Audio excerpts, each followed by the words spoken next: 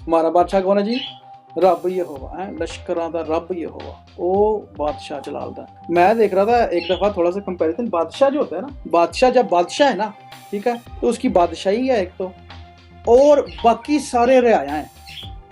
That means के हर एक चीज़ जो है ना वो बादशाह से कनेक्ट है। हाँ, तो बादशाही में जो इख्तियार है ना वो सिर्फ बादशाह का है। जो उसने अरशाद कर दिया ना, वो समझो अरशाद आज़म है, वो फाइनल है, वो डिक्री है, वो फरमान बन जाता है। ठीक है, इसीलिए जब हम खुदा को कहते हैं लॉर्ड या किंग, है कि he is the king of Kings, के हर एक चीज़ जो है ना वो उसके ताबे है। और जब हम कहते हैं ना कि हमारा बादशाह खुदावंद है, तो एक्चुअली ये ताबेदारी के मायने में है ना, कि आए खुदावंद तू ही मेरा मालिक है, तू ही सब कुछ है।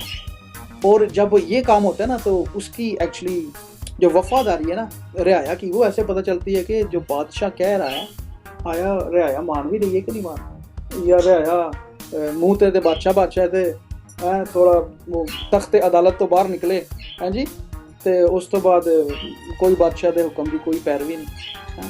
तो ये जब हम बैठे हैं ना, ये हम एक्चुअली खुदावंद के दरबार में बैठे हैं, बादशाह के। ये जो मीटिंग होती है या चर्च होता है, तो ये नहीं कि अभी तो हम जोश में हैं तो बाद च जड़ा इस दरबार चो बाहर निकलिए, इस महफिल में से बाहर तो मांद नहीं पड़ते जाना। ठीक है ना, आगे भी हम पहले ज़बूर में भी यही बात कर रहे थे कि जोश वो कायम रहना चाहिए। आमीन। मुश्किल परेशानी से हमने घबराना नहीं है।